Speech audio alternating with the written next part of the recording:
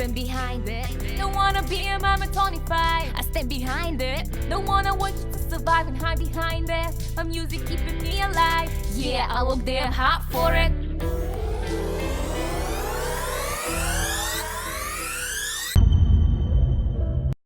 What up, Muse and Music? What's up? Happy Friday, everybody. Today we have a guest.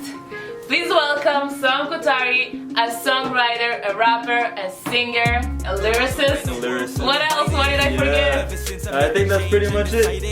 It doesn't matter what my skin shows. It only matters that I'm Soham, I'm from Belgium. I'm a rapper, singer, songwriter, all of that. Pretty much just came to LA. We go to the same school, so that's how we met. We got into the same program, I think around the same time. Yeah, pretty much. And it's just been like that ever since. that this is my year, no longer trusting that one fuck who never gave two fucks. Look at me now, making history now. So talking about songwriting, what would you say the percentage of the importance of the lyrics in the song? For me, at least, it's I'd give it like a 75%. If you wanna put a number on it, lyrics are really important because that's what people would relate to. Growing up, whenever the stuff that I'd be listening to back home and stuff, they were more focused on lyrics, and that's where I come from. I'm from that lyrical part of hip hop and rap.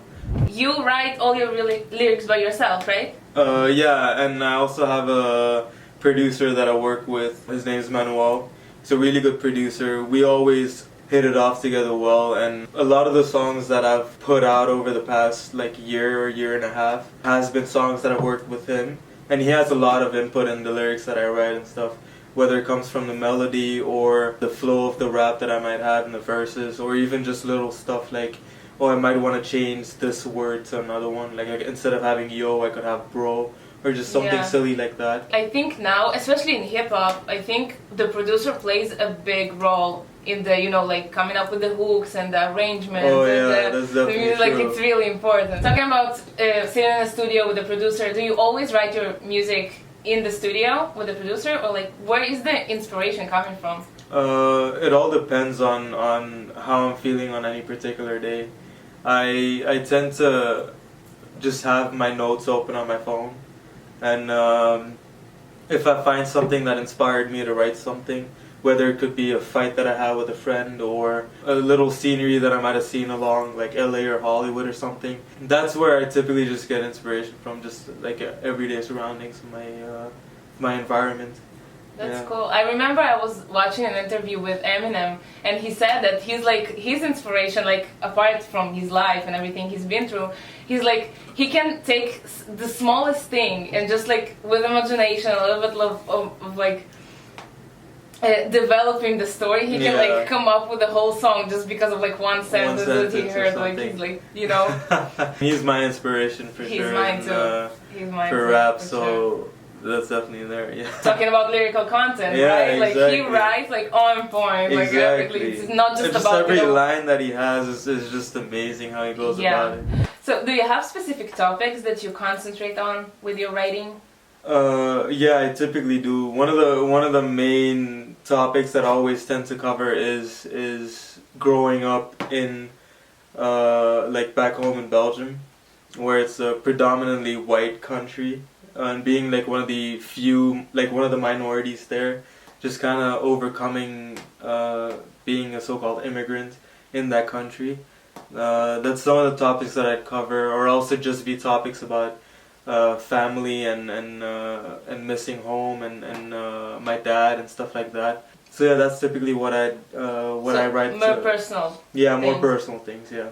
Okay, so rap is a lot about the rhymes and the flow and the delivery. Yeah. So where do you get the rhymes from? Like, tell me about the process of the writing. The first thing that I tend to do is just listen to any beat that I either might find or that we might be working on, just to kind of get a general vibe from it. Like, oh, what do you think we should talk about in this song? Is it more like a sad like kind of beat? Is it a more inspiring one? Is it an aggressive one? So just along the lines of figuring out the general theme of it, and from there we try to figure out, okay, fine, like some of the topics we could write about. So it could be a love story, it could be a breakup, it could be a diss track to someone, just general things like that. But one of my biggest challenges is trying to figure out the perfect rhyme scheme. Because I'm not like a freestyle rapper. I can't just come up with anything on the spot. I have to really sit down and think it through and everything. I understand you. So, yeah, me too. like a lot of that, I might just have like rhyme zone or something open. It could be multiple syllable words that I might want to try to make it into a rhyme or something, or it could be just one simple word, just to kind of give me a better understanding of like, ooh, maybe if I can use this word, I can go from where I'm at right now and take it to that other side.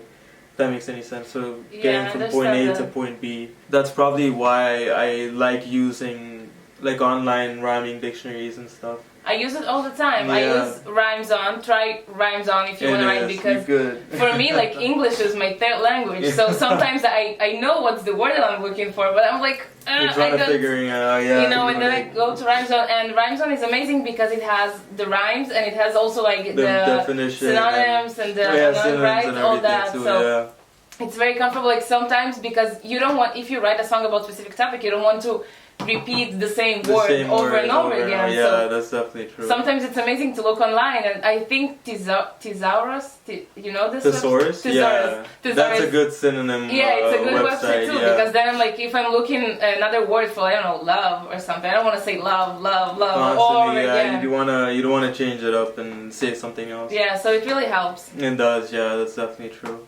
And there's no shame in even using them, because a lot of the times people are like, oh, you're a rapper, like, you're a songwriter, you shouldn't be using a rhyming dictionary. It's like, I don't agree with there's that. There's no shame in that at all. A lot of people use it. Even independent artists nowadays use it. When they started off, Eminem and all of them were using it too at some point. Eminem was walking around with a dictionary, translating words and like constantly learning new words. And especially for the people that write in a different language, like in a second language, third language, it's more than okay. Yeah, it's more than okay, like to actually go and look for new words, look for new definitions, and because it's constantly learning, you know. Exactly. So yeah. That's the point. That's definitely true. Yeah. Okay, so writing is amazing, but sometimes it happens when you have writer's block. Yeah. Did it ever happen to you? Oh, that has, of course. There have been times where I haven't written songs in like 2 or 3 months.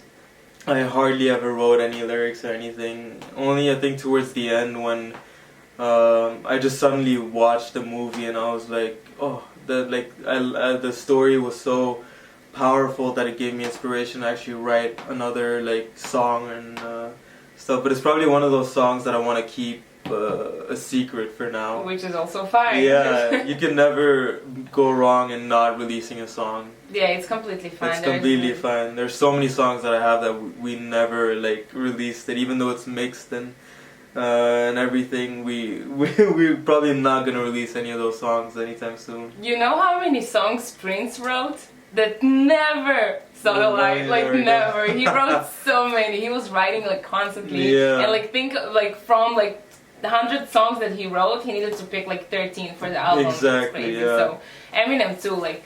He probably writes like 300 songs and only picks like 5 or 6 out of them. A lot, yeah. So yeah, no, that's definitely true. But yeah, writer's block happens to everyone. But you should never take shame in it, and it's a natural thing that happens. If you don't ever get that, I think something's wrong with you. It's like, I'm okay. You're like messed up, bro. You need to like figure your shit out. Do you have like a tip how to overcome the right? Like, let's say now it's fine because now you don't have the pressure. But like, if you sign to a label or like you need to release an album and you get to a point when you need to write a song or like 10 songs, you know, like let's go like 10 songs, like, and what do you do with this writer block? You can never force yourself to write or anything. But you can like try to find what inspires you and what I think I have that sometimes, that like because of stress, because of work, because of school, I'm like, I don't feel like writing now. So I don't know. Me personally, I'm going to the beach. Usually it works. I'm going to the beach and I'm clearing my mind, you know, like nature and everything, and I'm just like, okay, and I'm listening to the music, just to the beat, to the music, to the whatever, to the instruments, and I'm trying to go to this place that I'm not worried about anything. I'm not worried, and then it just you just wanna write at that point. Exactly. Yeah, no, that's definitely true. I mean, one of the things is that I wouldn't force myself into writing something if nothing's inspiring you. Like sometimes it's really good to take a break. You could, like you said, you could go to the beach, you could go to the park. I personally like to watch a lot of movies and stuff, and a lot of the times that just inspires me. Like recently, I watched a Bollywood movie about the hip hop scene in Bombay, one of the biggest cities in India, and just watching that movie inspired me to write a song about my dad. And so that's why, like, you can find inspiration in the most weirdest things. Like, I just stumbled upon this movie and I was like, okay, yeah, let me just watch it. I have time. Let me just not be productive and just, watch that. But in the end, I became really productive that whole week, and sometimes just watching a movie could just inspire you to do something. That's cool. I think every artist should know what inspires him, like what's the right way to do for you. It's watching a movie. For me, it's going out. For somebody, it can be like going to the party, you know, like whatever, drive. Something. It can be something like just you need to find the spot. Yeah, one of the things I always hate is people that are like, oh, just keep writing and writing and writing. And like, there's a time when you should just be like, nah, today's not the day when I'm gonna just rest. There's no need to overstress yourself if nothing's coming to your head, and if you're just like, fuck it, I'm just gonna stay at home, play video games, or watch a movie or something. We are artists, so for us it's really hard because we need to feel it to be good at it. Like we need to be emotional, we need to connect to ourselves. We can't just be in the office on the computer and just be typing and everything. No, it doesn't work. We're the creative, the sensitive type of people. Probably one of the biggest tips that I have for people is that if you ever feel like you're not good enough, especially if you hear it from other people, try to prove them wrong. Because that's probably one of the biggest steps you could take to really show them that you're worth something, that your words have meaning too. It hurts when people tell you that, you know, that's not good, this song is shit, but it's just an opinion. We need to remember that it's a difference of opinion. It's fine, because some people can say, oh my god, that's an amazing song, like I can so relate to that, and some people will say, what the fuck are you writing? Yeah, like what's that shit? Like I don't get this. Don't let other people bring you down. Yeah. Because people, especially to artists, especially to us, people will always criticize you and jealous and hate you sometimes. It's gonna happen. It's gonna happen. It's fine. Don't worry about that. Don't worry about it. So guys, our interview came to an end, and I really hope that Soham helped you here, because I love the interview and I really like to hear your tips. It's great to hear some other advice from other songwriters. I definitely get that. And if you have any other tips, anything you want to share, anything you want to tell, so you know you can comment below. Oh yeah, hit that subscribe button. Definitely share this video and give it a like. And hit me up on Instagram too, Soham Kothari. All his social links will be below, so you can follow him and you can collab with him, because he's an amazing collaborator. Thank you guys for watching. Muzzandmusic, everybody. See you next Friday. Yeah, visionary. No one can see what I see, cause I'm a visionary. Yeah, visionary. No one can see what I see, cause I'm a visionary. Yeah, visionary. No one can see what I see, cause I'm a visionary.